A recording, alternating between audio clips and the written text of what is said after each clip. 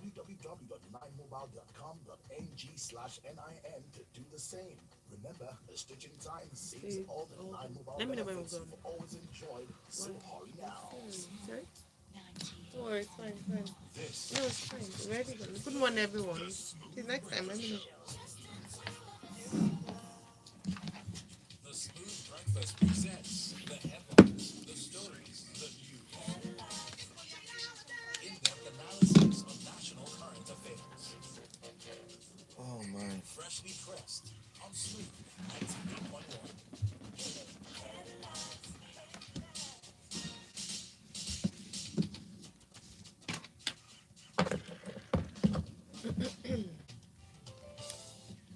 Smooth 98.1, love music, love life. You're most welcome to today's edition of Freshly Pressed 981. I am Ayo Myro Essay. It's Thursday, 10th of June 2021, and now 7:30 a.m. I have with me on the show Ugo Dre. Good morning, Ugo. Good to see you. Hey, same here. Oyo, good morning. How are you? I'm very. How you doing? I forgot my mic. You forgot your mic. Good morning, Ugo. Thank you. All right, we also have Oji. I don't know why Oji Kalu always comes first, but Oji Uka, morning. It's because of the K as well, I isn't know. it? Good morning. How are you today? I'm very well, thank you. If you'd like to join the conversation today, we're streaming live on YouTube, and so go on to youtube.com/smooth981FM Lagos to be a part of the conversation. In addition to that, you can send a message using WhatsApp. WhatsApp is 0809 444 0981. All right, I'll start with you, Oji. Jusun suspends 2-month-old strike action. I'm actually glad you're the one who's looking at this as a lawyer yourself. The Judiciary Staff Union of Nigeria, Jusun, has suspended its strike action that paralyzed judicial activities across the Federation for over 2 months. Jusun had on April 6 ordered its members across the Federation to shut all courts in the country to press home its demand for implementation of financial autonomy for the judiciary. Now, from this report, it doesn't look like their demand has been met. However, they say due to interventions from principal officers like the Chief Justice of Nigeria, Justice Ibrahim Mohammed, and National Judicial Council, they decided to down their tools. Or is it no down their tools when they go on strike? Isn't it? They So said on down the tools. All right, please take us to the story. Yeah. So the good news is after 64 days, the strike is over. But it was an embarrassing situation for everyone involved, for the country in particular, and for us legal professionals. I think I tweeted some week or two ago to say it was difficult to explain to particularly foreign clients, because for Nigerian clients they understand, not like it's a good thing, but at least they know what you say is for the foreign clients you work for. You have to explain to them what Jusun is or what Jusun means, and then try to explain to them why they would have gone on strike and how the country is functioning for 60 days, now 64 days. Thankfully, it's come to an end. Your question is very important because most of the stories have not carried the what they actually agreed. They've just said the strike has been called off. Yeah. You're right; they have not achieved what they set out to achieve, except that they signed an agreement with the governors. In reading I don't think also the pre that the I don't think the media got access to this document, because if they did, maybe they would have analyzed better. But I happened to get a copy of it, and it's more of a recommendation to the governors, because I said it here last week that it's about money really. So the concern is clear that money standing to the credit of the judiciary in each state should be transferred directly to them. But it's a bit complicated because now the governors do not have. Also, for a long time, I'm not saying it's a good thing, but for a long time, the governors went about when money comes in every month from the from FAC, allocation committee. The governors determine who gets that money, contrary to what the constitution says. So that's why you see cases of governors buying cars for judges, governors building houses or giving to judges to buy houses. It should not be so. That's not what the constitution contemplates. But again, I say it is complicated because for a long time, these governors were doing what they wanted. They will take the money for the judiciary, they will take that of the legislature, they will take that of the hotels. Now there's no money. So how do they release the money? So that's what the issue is about. So what Yeah. they now in the agreement, what they've now recommended is they say they're going to set up what they call a state budget committee. Okay. So annually, just like the NJC does at the national level, Yeah. the various so the budget committee for each both the legislature and the judiciary will send to the House of Assembly of the state that will approve it. Then every month, when money comes in from FAC, that money will be they will now decide how much will go to the judiciary, how much will go to the legislature. It's a good recommendation. How they are going to implement it, we do not know. Also, hear that the agreement was to suspend the strike for about 2 or 3 months if the governors comply, because it took a long time for the governor to sign. As at last week, Jusun had signed the agreement, but the governors did not sign it. But finally, they have signed it. I believe the person who signed on behalf of the governors were Governor Kwasi Tambuwal for who is vice chair of the governor Nigerian governors forum, as well as Dr. Kayode Fayemi. So those two signed, while Daya Akpata, the Solicitor General of the Federation, also signed, and then Missing Giga as well, who signed in his capacity as Chief Conciliator and Minister of Labour and Employment. Right. How they will enforce it, we wait to see. Right. So that's usually the bane of a number of agreements is implementation. It's one thing to go to the dialogue table, come out with some form of agreement, but it's how it's going to be implemented. We have another strike story in today's headlines. We'll talk about that shortly. But Ugo, let's talk about stakeholders urging the federal government to wade into onion supply blockage. This is a real issue. Yesterday we talked about the threat of food shortage, as the suppliers had threatened that they were going to go on strike if matters of security wasn't handled. And we had learned that on Tuesday, the Onion Association had actually commenced their strike. So stakeholders in the agricultural sector has appealed to the federal government to wade into plan by the Onion Farm Association to block supply of onions to the southern parts of the country. What we learned yesterday, they actually started their strike on Tuesday, so I don't know if it's a plan or perhaps it's just something that's just coming out now. This all speaks to the breakdown of law and order we have across the country, and I don't think there's any businessman who would want to do business when you after all you can lose all your money or worse still even lose lives. But I mean, I think a lot of you guys have had a lot of discussions on this story already, and I don't want to be deciding who's right or wrong. But here's the issue. Onion traders are claiming that look, every time there is an unrest, particularly in the southern part of the country, they're usually attacked. It happened in the NSAS, it happened in the Shasha, crisis, and then now it's happened again. They're also suffering because their members are losing. According to them, say that they've lost about 4 billion already because of this, this so-called strike, and for us as well, if you remember, sometime late last year, onion prices went from 20,000 naira to about 85,000. I don't know if you remember when it was like onion gold and all that. So it's likely going to happen again. Yeah, it's still going to happen again, or even get worse if the government doesn't address this clearly.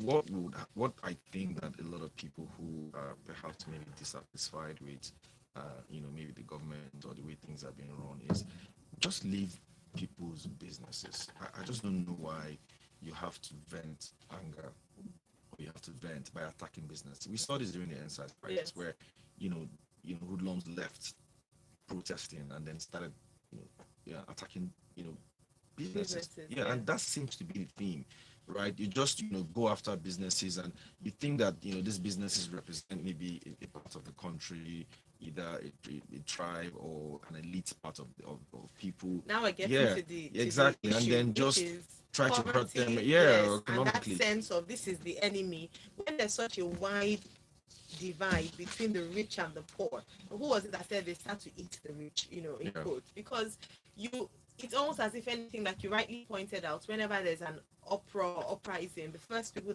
or the things they attack are businesses, people that they consider as elite, almost angry at the fact that they have money. Exactly. And not just elite, sometimes too, it also affects people, traders, people who are just hustling and living by the day. So the point is that they attack commerce.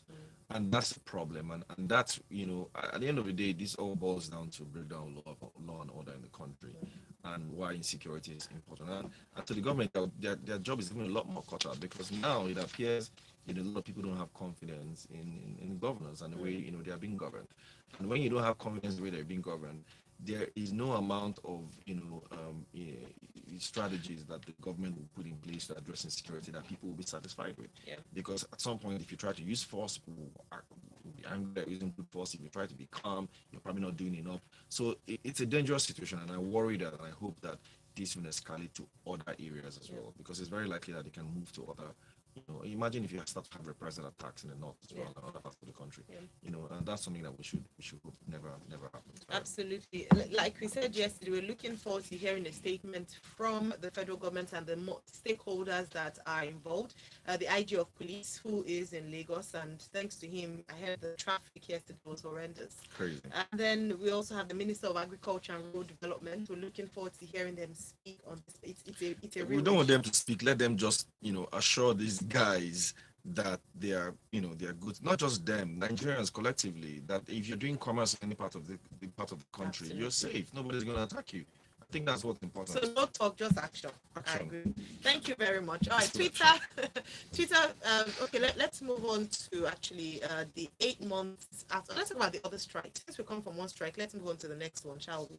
So ASUP praises National Assembly for removal of dichotomy. So the polytechnics in Nigeria have been closed for months now because of again disagreements with the union and the federal government. Now the strike has been called off, thankfully. Audrey, please give us the details of this and what the dichotomy, what the removal of dichotomy means. Okay. Another good news. Another strike has ended. This time around, from the Academic Staff Union of Polytechnics, who have come to say they've suspended their 56-day-old strike for 3 months, just like we heard from Jusun, who said they're going to call off theirs for 2 or 3 months to hear back from the to know what the governors will do. So in this case, the a memorandum of action was signed between ASUP and the government since 27 April 2021, but the proceeded with the strike in any case because of recommendation, because of implementation. Now they said after appeals from the government, traditional rulers, members of the National Assembly, etc., who have shown varied interest in the matter, they decided to call of the strike. Now, what they also say that following an appraisal of the reports, which indicate a gradual implementation of the items in the memorandum of action. So they signed, and some of the steps had already been implemented. For example, the, the federal government has already reconstituted and inaugurated some of the governing councils and visitation panels for some of the federal universities. And what they now expect is the release of funds for infrastructure, revitalization, and minimum wage areas, which they are still being owed, or which is currently being processed. Now, the other points they've also noticed, they also asked for review of scheme of service and conditions of service of polytechnics, as well as commencement of work towards resolution of one of the issues. You remember that number, that name, Contis 15. We also had that for ASU as well. So a bill has also been recently passed, which is to remove dichotomy against HND holders in the country. We know that for a long time, when I say employers of labor or just the general public have always looked at HND holders as being inferior to BSc holders, when in actual sense, the polytechnics are doing what they are set up to do.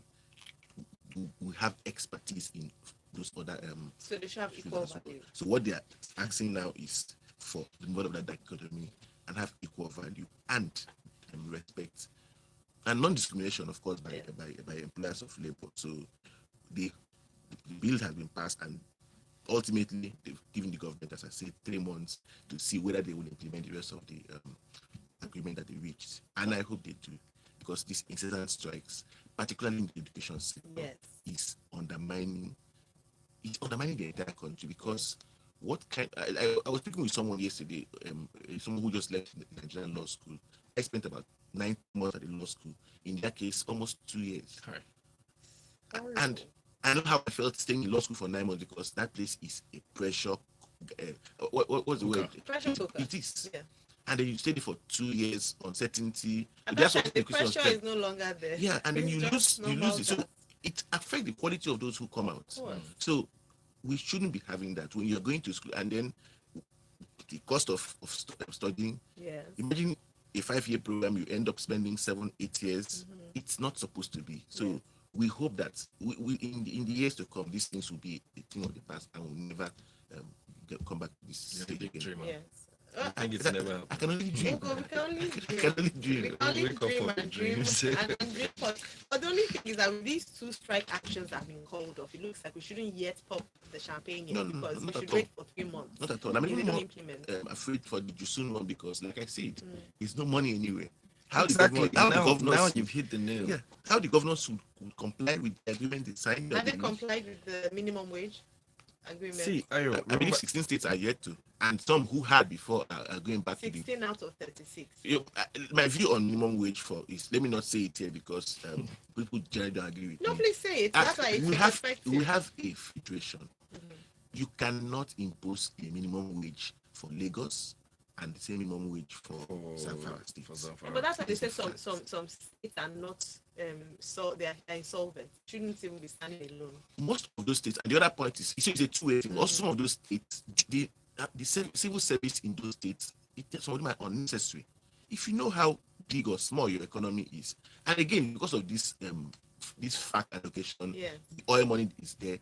Because otherwise, if you ensure that if people work for the money, because whether or not they're not money making ventures, no doubt, but if they are not making, if they're not adding value, they're not adding money to the economy, you don't have to have a bloated civil service. But every month, a government spends maybe half or more than half of the allocation on paying salaries. It's not It sustainable. just doesn't make any sense. It's not doesn't make sustainable. any sense. And like I said earlier some time ago, everything you see happening week after week all boils down to money. It's all about money. And I think it's high time people start to realize that we're not a rich country. This is not a country where People find it difficult. yeah, to understand that believe we're what not. you're The numbers are very clear. Do you understand? We're not a rich country compared to the population that we have. Money is not just there. And how do you have minimum wage for everybody in this? But it's in all difficult to states? convince the populace that there's no Yeah, money so- when senators are rising. That is the problem. So it's Yes, that is the difficult. problem. Agreed. Yes. So, but how do you tackle it? Do you tackle it? Do you not? Why don't you just tackle the problem headlong? The problem is, look, there's no money in the country. Let us hold politicians a lot more accountable. Let them also live under the same conditions that we live. Exactly. Yeah. But you abandon that and you say, okay, look, I want to live like politicians. And so I also want to have the same things that they have. Everything that you've seen here, all strike, is all about money. It is. And the money is not just there. Ask yourself, have you asked these guys, are they accountable in terms of, okay, how much do you even make as a public institution? As the government pastor, how much do you make? Are you accountable? How do you spend your money? Where's your They budget? don't want to hear. We don't. Do you do have this wrong surpluses at all. or do you run deficits? Nobody wants to tell you that. All right, let me take Inka's comment. Inka says, I hear the president is here to commission the rail project and Lagos Ibadan Road. Whatever happened to the Minister of Transportation? Why do they even need to commission? Do we thank the ATM for giving us our money? We have major security issues and these people keep distracting people with irrelevant things. I saw Garba said he didn't attend the COA, Chief of Army Staff's burial because he didn't want to cause traffic among other things. But let's see if there's going to be traffic today. Then you can give merit or demerit to the to Garba Shew's statement. But let's move on to Twitter, Facebook, others. Must register in Nigeria, says the federal government. As part of its new move to regulate social media, the federal government has said Twitter, Facebook, and other social media giants doing business in Nigeria must register in the country before being allowed to operate on it. Businessman, I'm so glad. Please take us to this. Yeah, this morning on Business Express, we touched on SCPs. I think significant economic presence. So, first of all, I think the issue I have with this statement is the timing of it. I think that it sounds very malicious. The optics are very bad, right? It sounds like you're trying to get at at an organization. And like someone said, in social media, well, the other social media that is not bad is that you're basically throwing the baby on the bathwater. And I sometimes I get to worry and I ask myself, what one of the biggest problems this government has, regardless of their intentions, positive or negative, is actually communication. I've never seen a worse government when it comes to communication. In fact, I went back and I read that I listened to that Buhari's statement, the so-called one that's cost of this Yeah. product. If you read what he said, if you actually watch and go and see what was tweeted, you wonder who are the people behind this communication team? Like, who runs it? Even the way they address the media, even the way they address people, there's just so much arrogance around it. And you ask yourself, is it that we have communication extremists in the government, people who just don't know how to communicate? Because I think that's really what the problem is here. It's just pure communication with a lot of arrogance. You don't run like that. You don't run governance that way. Well, we know the people behind. We don't have Yeah, to. They we are know there. them. The aides. He has Yeah, several. I so think I don't, they have and they number of all aides. sort of sound alike. It's as if they all drink from the same cup of tea. Semi additional. Yeah, all of them. Look, So whether no it's their bulletin. utterances, their words, their tweets, the way they won't sound, there's just so much arrogance, like you're in the military era. Now, let's even look at the substance of what they want to do. It's nothing new. Germany or even has what you call the net ZDG law as well. If you have a social media company with over 2 million registered followers, you should register. EU is also considering something like that as well. There are obvious dangers in social media. In fact, since I watched Social Media Dilemma, I think it's a Netflix documentary, I also started getting worried because you can actually easily use social media to destabilize a country. I don't think people understand that. But how you go about trying to communicate it and the sincerity of your purpose is also very important, because when you sound like you're trying to do it maliciously, people start to wonder, oh, even if they do register, are you now going to start curbing freedom of speech? Right? Are you not going to start curbing the activities? Are you not going to start being malicious about how you govern them or how you regulate them? And those are obvious concerns. So you see where the problem is. Yes, you do need to be very careful about how people use social media to destabilize economies. You've seen what the Facebook analytical one or so, and how it was used to destabilize the elections. So it's there, but then the issue is, how do you go about implementing it? And the way they're doing it now, quite frankly, is actually very poor and sounds very malicious, and that's my concern. All right, thank you very, very much, Ugo. So, okay, someone had mentioned at the SCP, I think Richard from earlier on, so I'll just take that. And I said there's nothing, that's the significant economic presence is 25 million and above. And I do believe that Twitter should be making that in Nigeria at the moment. And the previous comment I read was by Vincent. I credited it to Yinka, it's Vincent actually. Yeah. I just need to clarify something. So there are two things here. Doing business and having significant presence, they are two different things, provided in two separate laws. Okay. So when we talk about doing business, it's contained in currently section 78 of the 2020 CAMA, that says every foreign company doing business in Nigeria must register if it intends to do business in Nigeria. Having significant economic presence is if you're making money from Nigeria, even if you're a foreign-based company. So if you reach a particular threshold, you pay taxes. I just think we should, at every point in time, note those 2 points. Doing business in Nigeria, you must register if you are doing business. If you're not making money from Nigeria, whether or not you are doing business in Nigeria as defined by CAMA, that's under the tax laws now. So they should be clear what they're talking about. Okay. Are they doing business in Nigeria? Nobody has answered that question. They might be making money. I don't think there's any doubt that they're making money from Nigeria. So having them register in Nigeria is not the same as having them pay taxes. They are two different things. Yeah. All right, since I'm with you, Oji, let me stay with you on this. And I'm talking about media aid to the president. 8 months after Senate moves to screen Loretta Onochie, the Senate is set to commence screening of presidential aide Loretta Onochie, who was appointed as the commissioner for the Independent National Electoral Commission.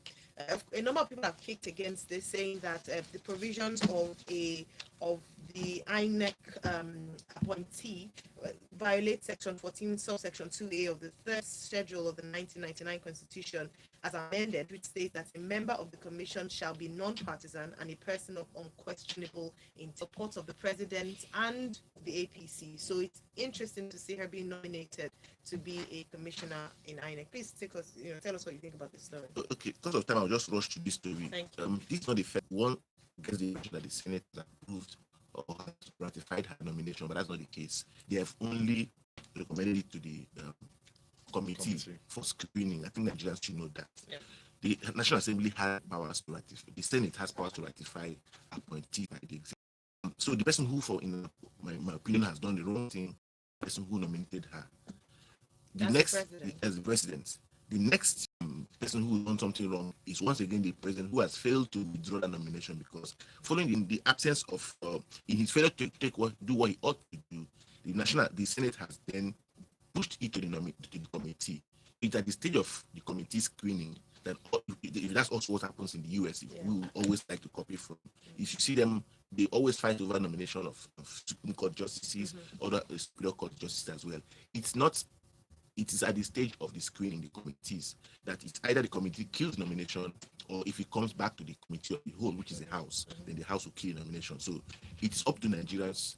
It's not enough to just scream, shout on social media. As the Senate has said, anybody who has, it's simple. I think the senators themselves should do it, but in their failure to do so, any Nigerian can simply just petition them to say this is contrary to, and I expect civil society group to do so. Yeah. So like, the Senate has done anything So wrong. they've asked They us to bring forth petitions if you're not happy with this.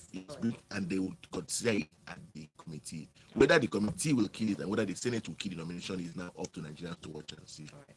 Thank you very much. Again, talking about the electoral reform, this is one of the things that they're calling for, that the president shouldn't make nominations such as this, and in terms of INEC or control finances, because how then are they independent? And let's go on to our next story. As the commemoration of Democracy Day, which has now been changed to June 12 for May 29 approaches, Inspector General of Police Usman Al-Khali Baba has directed Zonal Assistant Inspectors General of Police and Commissioners of Police in state and FCT to deal firmly but in a civil manner with offenders. You know what? When I saw this report, I was like, I'm going to emphasize on the civil manner. I know he's mentioned firmly, but let us look at the civil manner. So even if you see anyone who wants to do anything that is not quite legal, civil. No, so this was his remarks, and I read the entire speech. Not a very bad one. I think there were some good parts here. Yep. But to this particular one, he says details of this will form part of it. I must, however, remind you all of the need to remain civil with law-abiding citizens, but firm with any person or group that may wish to take advantage of the event to threaten our internal security order. So, excuse me, on paper, this sounds like the normal rhetoric you expect from law enforcement agencies. But where I worry is that blurry line between people. How do you interpret people that are threatening internal security order? Now that's where you have to be very careful. Now, it's likely that there are going to be protests, from what I've heard, right, in June 12, and I expect that they're going to be peaceful protests. So long as the protests are peaceful, please leave them alone. All you need to do is to protect them. Allow them to exercise. But there's their nothing freedom then you're of speaking. expression. You said his speech was good. I think I like your speech better than the IG's speech. No, I didn't expect him to say anything less To or anything protect more. the people. Yeah, he was Did clear. you He said to remain civil with law-abiding We want to citizens. hear the word protection, Ugo. It's beyond being civil to us. It's that you're actually there to ensure that our Well, rights okay, are so protected. maybe Sean, maybe he should have said, he probably should have used that word. But I mean, I don't want to start to put words in his mouth. So my point is, what is more important is when you see people want to express their, carry out their rights to freedom of expression and demonstration. I think it is fine. It's even more important that it is done on Democracy Day, because that is what Democracy Day stands for. So people should be allowed to do that. And then, of course, people who are doing that know that it's peaceful. And let's be fair, when the NTAR started, it was really very peaceful, right? Until, of course, it spiraled. So long as people are doing it peacefully, not blocking roads or blocking people's right of passage and things like that, or infringing other people's rights, peaceful demonstration, I don't think there's anything wrong with it. And allow them to do that, and then, at the end of the day, everybody goes. So I think that's what's very important here. And it's also important that they protect the lives of everyone, like you said. People's businesses, commerce, and then people who are going about their daily lives. Everybody deserves, the same kind of protection. And then, of course, and then to the hoodlums and people who want to disrupt things, you have a way of handling them. Yeah. So that's my comment. But all in all, I think that there were other things he talked about. He talked about what policemen typically talk about when they just come on stream, which is no He more talked roadblocks about and it all earlier. that. That's They all why. say that stuff. But by and large, let's hope that June 12th doesn't turn out to be something that would start getting angry about it. Let's remember the ethos of that day. It was the day that's considered to have hosted the freest and first election in Nigeria. Correct. And it was peaceful. So let that be the mark of that day. Just encourage everyone listening. Unfortunately, we're out of time, but I don't know if you want to say one statement on the story. House passes bill seeking What statement? Yeah. one legal backing for Amotekun, Ebubeagu, others. Please say. So I just quote the honorable the honorable affair of the PDP Delta. He says the country can no longer deny the fact that state or local police are performing the function of the Nigerian police force. Facts. That's what lawmaking is about. Lawmaking is supposed to be progressive. So when you see the society changing, some years ago we didn't think state police was a good thing, but obviously it is already in action. So it is just better for the National Assembly to then back it up with the law, and that's what they're trying to do. And the IG kind of alluded to that as well in the statement, if you read it. Okay, Yeah, brilliant. there's no Thank more you. community policing. Thank you. And on information, Tech approves 895 billion naira draft supplementary 2021 budget. It's not yet been passed into law. They will pass it. But the interesting part about that article is the Nigerian phone. Didn't you say it? I saw that Nigerian presented in Nigerian phone. I hope What do you it's think not about Pangolo. I don't know. I've not you seen see, it. that's the first thought. I I hope it's think, good. yeah, we hope it's good, and that's great for tech in Nigeria, and we look forward to it being protected by laws and policies. Thank you so much, Ugo, Dre, and thank you very much, Oji, Uka. All right, got it right this time. I stumbled. All right, thank you all so much. In a few minutes, to talk entertainment in the Grapevine 981. Stay tuned.